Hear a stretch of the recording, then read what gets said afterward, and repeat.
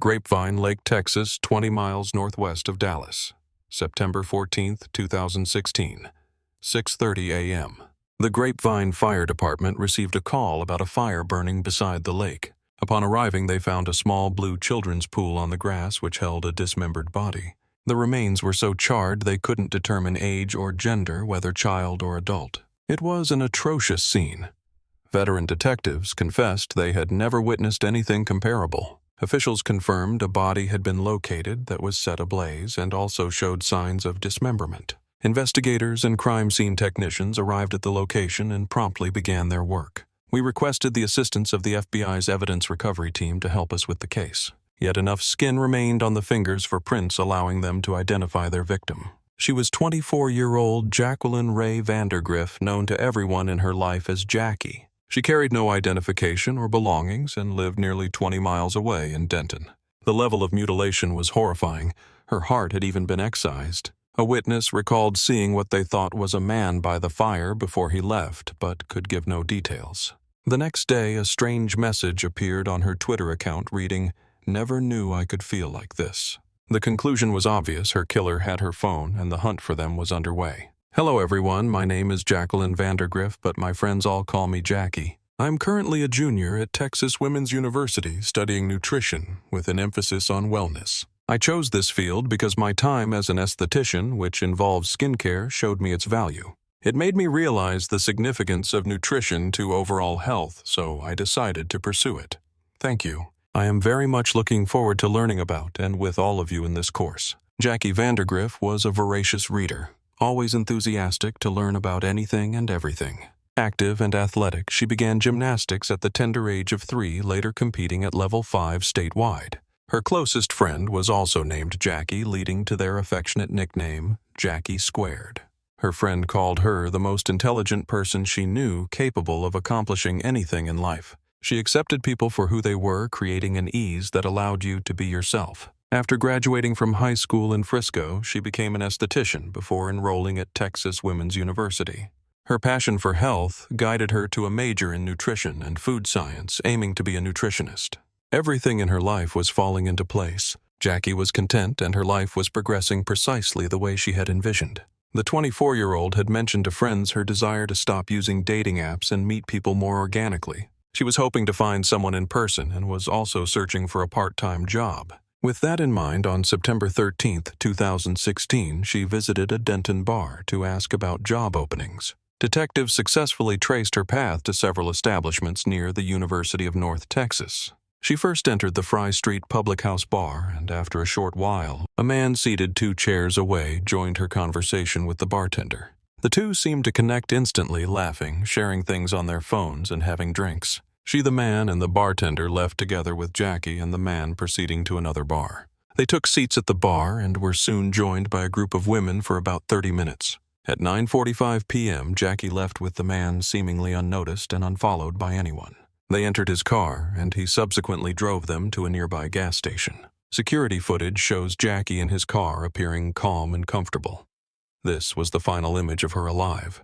In a crucial breakthrough, 2 of the women from the bar were able to provide his name. He had given one of them his business card while they were discussing physical fitness. He was Charles Dean Bryant, a 30-year-old bartender and personal trainer from near Grapevine Lake. He had been frequenting the Denton area in an attempt to reconcile with his ex-girlfriend Caitlin.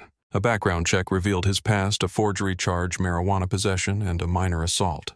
But one entry was far more unsettling. He had been arrested on 3 separate occasions for stalking and harassing Caitlin. In fact, a protective order had been issued against him just 3 days before Jackie was discovered. 18-year-old Caitlin started seeing 29-year-old Charles in June, merely 3 months earlier. He was charming, funny, and brought her flowers. Grapevine Lake was a favorite spot, but a mother knows. Caitlin's mom felt in her gut he was evil from their first meeting, warning her daughter, "He will hurt you." She told her he would do something awful, and Caitlin soon recognized the controlling, toxic red flags herself. She finally decided to end the relationship, which he did not handle well. His obsession was relentless. He created false emails, shadowed her, and viciously attacked her sanity to anyone who'd listen. At 18, studying at the University of North Texas finally brought a desperately needed sense of peace. It was a new beginning away from him. But when he appeared at her dorm room, she knew the situation had escalated. She had never revealed her address. Holding a bouquet and a letter, he had slipped past security. Hiding in a closet, Caitlin called 911. He was arrested only to reappear on campus later that day. She recalled his words, "Hey, it's Charles. I'm coming for you." She was positive it was him. Yes, she was certain of his voice. She confirmed her location with police. Another woman he had briefly dated reported a disturbingly similar pattern of behavior. They had hardly spent any time together, yet Charles had already professed his love for her. It was intense too quickly. He spoke of his childhood trauma, claiming he had been molested. His erratic actions made her feel this was true. Police now possessed his cell phone records, which helped them build a more detailed timeline. Both Jackie's and Charles's phones were tracked, moving from Denton toward the Hazlitt area near his home. At 10:56 p.m., Charles posted on Facebook, "Teach you tricks that will blow your mind." Jackie's phone then pinged near his house around 1:30 a.m. At 4:41 a.m., surveillance footage showed Charles at a Walmart where he purchased a shovel. Less than 2 hours from that moment, Jackie's body would be found burning. The next day, Charles wrote online, "Full moon, let's see what trouble I can get into," then attempted to contact Caitlin again. The evidence was piling up, positioning him as the primary suspect in her murder. Investigators called Caitlin to ensure her safety. Her first question was, "Is this about the murder in Grapevine? Does this involve Charles?" They offered no confirmation, but she already knew. Because he had contacted Caitlin, he had violated the restraining order, giving police cause for his arrest. This provided the perfect chance to question him about Jackie. On September 18th, Charles was in custody. When they showed him Jackie's photograph, he suggested he might have seen her at a bar. He insisted they never spoke and that he didn't know her.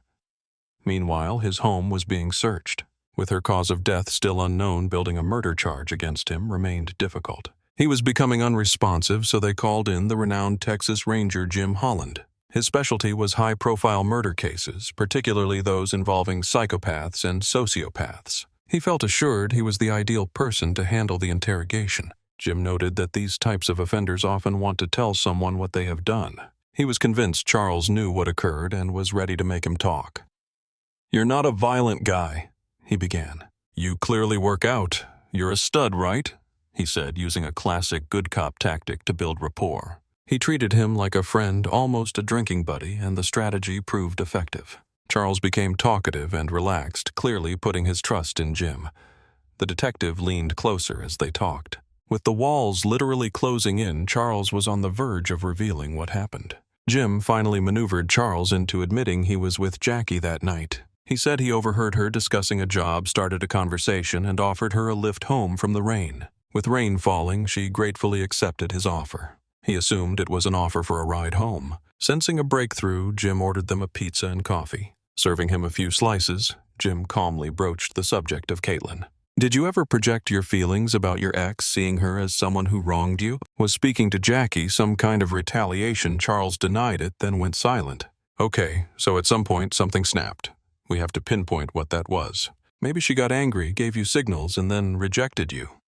A lot could have happened here, right? I mean women, right? You know how they can be." 3 hours later, Charles claimed their encounter was consensual, but that she'd asked to be choked with a cable tie. Jim knew the consent part was a lie, a fact the ME confirmed, finding no evidence of a sexual encounter. Charles insisted neither of them intentionally tightened the cable. He claimed no memory of it happening, just that he looked down to find Jackie wasn't breathing. She didn't resist at all, as it supposedly just tightened by itself, like it snagged on something. Okay. And after that, shaking her got no response. Jim called this a complete fabrication, noting that suspects rarely offer the whole truth up front. They consistently omit details that make them look guilty. Their objective is to frame themselves as a victim, or as if it were all just a tragic accident. He found the degree of absurdity in his claims utterly astonishing. He was certain Charles killed Jackie deliberately, and that it was likely set off by his growing obsession with his former girlfriend, Caitlin. "Terry, what can you see inside the pool?" "We know. Now tell me exactly what you see happening after that." "You go down the tree. What happens then?" "It's on fire." "The fire. What was the reason for burning the body?" At Charles's home, they uncovered a range of evidence, including a large hunting knife suspected to be the dismemberment tool. They found Jackie's university bag in his trash, plus a white zip tie with her hair caught in it. Inside his car were Jackie's cell phone battery and a stun gun, which carried Jackie's DNA on its electrodes.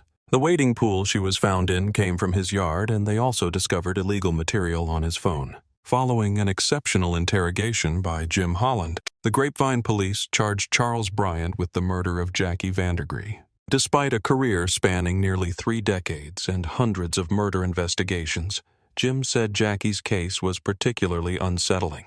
Charles displayed all the classic signs of a serial killer in development. He said, "I believe this was his first clumsy murder. Would he have stopped? Why? I'm certain if Bryant hadn't been caught, he would have killed again and improved his methods. And I believe as he became more proficient, capturing him would have become nearly impossible." The night of his arrest, a shocked Caitlin logged onto Facebook and read what had occurred. She searched Jackie's name and was stunned. They were already friends on the platform. A day after murdering Jackie, Charles had used her phone to tweet and also to send Caitlin a friend request on Facebook. Caitlin stated, "I believe he intended to kill me. I think he wanted me dead either to send a message or to vent his fury. He let it get completely out of control." Jim agreed, adding, "He entered that bar with a specific mission. I am convinced he was going to take a life that night no matter what. In the end, I believe she was just in the wrong place at the wrong time and looked too much like his ex-model." Following his arrest, a vigil took place in Frisco, Jackie's hometown. Tonight, loved ones are grieving for Jackie Vandergriff, the university student slain last week.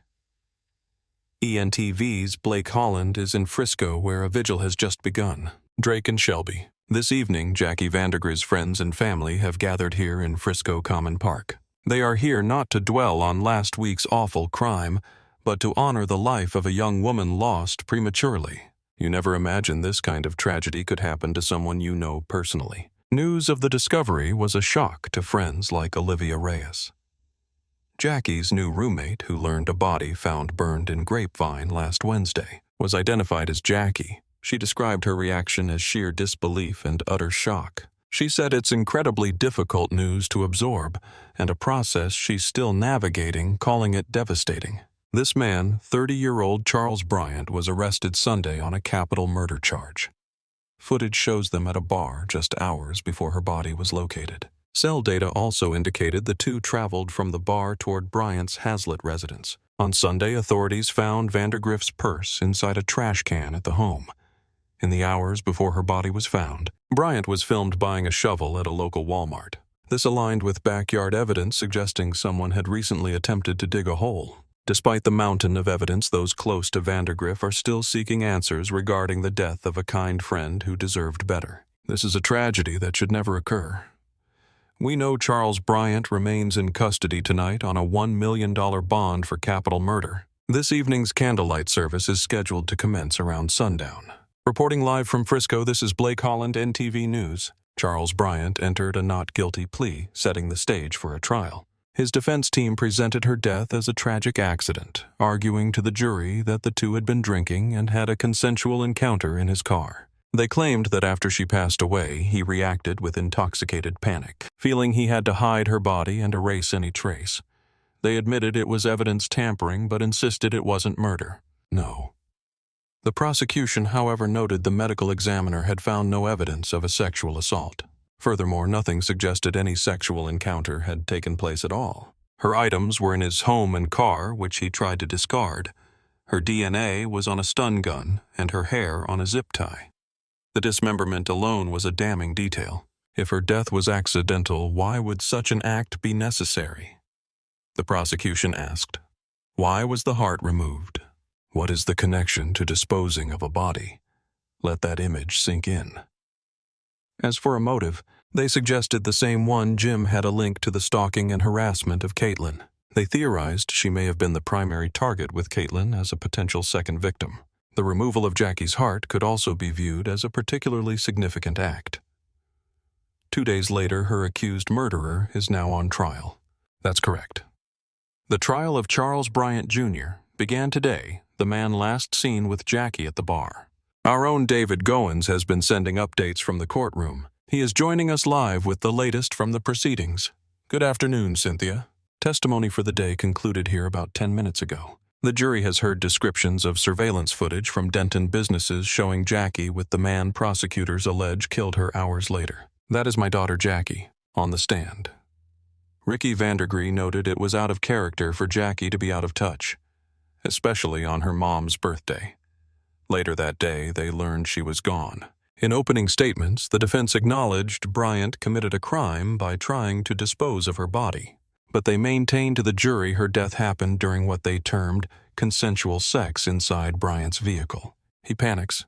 He is in his vehicle with a young woman who has died during a sexual encounter. Conversely, prosecutors aim to recount Jackie's final hours, showing jurors how Bryant lured the vibrant 24-year-old away from her loved ones for the last time. A destructive evil person tragically crossed her path that night. On Tuesday, jurors are expected to view significant amounts of surveillance video. This trial is anticipated to last the entire week. If convicted, Charles Bryant could face life in prison. Live from Fort Worth, David Goins for Channel 8 News. The court had to determine if Caitlin's past experiences with him were admissible as evidence. Away from the jury, Caitlin courageously took the stand to recount her entire ordeal. In a significant blow to the prosecution, the judge ruled her testimony could not be shared with the jury. In another tactical decision, the prosecution opted against showing Jim Holland's extensive 6-hour interview. They argued that if Charles wished to share his narrative, he could do so from the witness stand. While this seemed like a risky maneuver, it was a profoundly strategic one.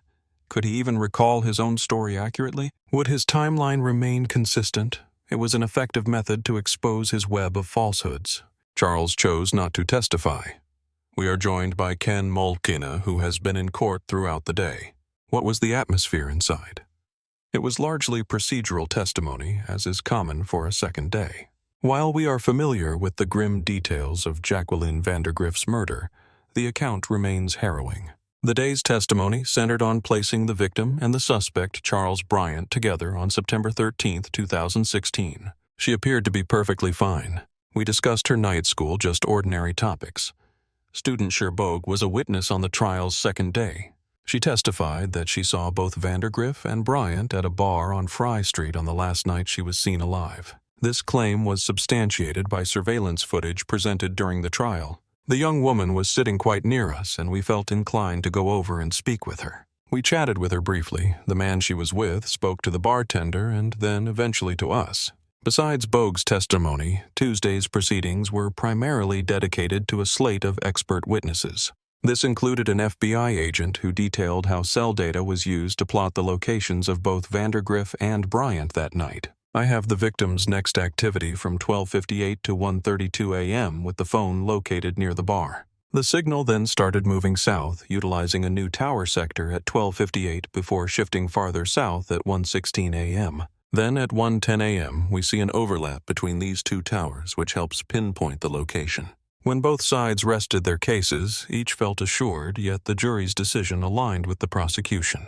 A swift verdict arrived today in the murder of Texas Woman's University student Jackie Vandergriff, as jurors found Charles Bryant guilty in just 2 hours. The jury found the defendant, Charles Dean Bryant Jr., guilty of the offense of capital murder. He avoided the death penalty due to a lack of other provable aggravating factors like kidnapping or sexual assault. As a result, in 2018, he was given a life sentence. In a formal statement, Jackie Vandergriff's parents said this was the day they had awaited for more than 19 months. They added, however, that this outcome does little to alleviate the grief from their daughter's loss. Her convicted murderer, Charles Bryant, displayed no visible reaction in court as the guilty verdict and life sentence were delivered. During the closing arguments for the sentencing portion of the trial, prosecutors highlighted Bryant's prior stalking incident with an ex-girlfriend and the discovery of child pornography on his phone. These were 2 more reasons they argued for jurors to impose the maximum sentence of life imprisonment. Following the verdict, the Vandagriff family, who endured days of graphic and horrific testimony, announced they are establishing an endowment at Texas Woman's University in Denton. The fund will, in their words, honor Jackie's legacy of kindness and compassion. This was a difficult case for the state. It was also hard for the defense, but it affirms that our justice system works. Bryant's counsel has already appealed. He was also given a 20-year sentence for tampering with evidence, which will be served concurrently with the life sentence. Reporting from Tarrant County, David Goins, Channel 8 News. He may be eligible for parole after 20 years, but this is never a guarantee. He received an additional 20 years for evidence tampering, a sentence that will run simultaneously. Caitlin admitted she is burdened by a sense of guilt, as if she were somehow involved in what befell Jackie. This is a thought she contends with every day, though there was nothing she could have done to change events. The entire story is on every level simply a tragedy. That evening, Jackie went to a bar hoping to socialize and maybe find a small job. She struck up a promising conversation, feeling an immediate connection. We all want to see the good in the new people we meet. The connection felt genuine, filled with laughter. Trusting his gesture to drive her home through the rain, she got in his car. She likely saw him as a kind soul. It's devastating to contemplate the moment that trust shattered into terror. To honor her memory, Jackie's family established a health and wellness internship at Texas Woman's University. A friend remembered her beautiful legacy, saying her absence has left the world a dimmer place. Her uncle posed a heart-wrenching question, believing Jackie's message would simply be, "Remember me. Recall the aspirations I held for my life and the path I was charting to achieve them." To our viewers and patrons, thank you so much. We invite you to join our close-knit community on Patreon.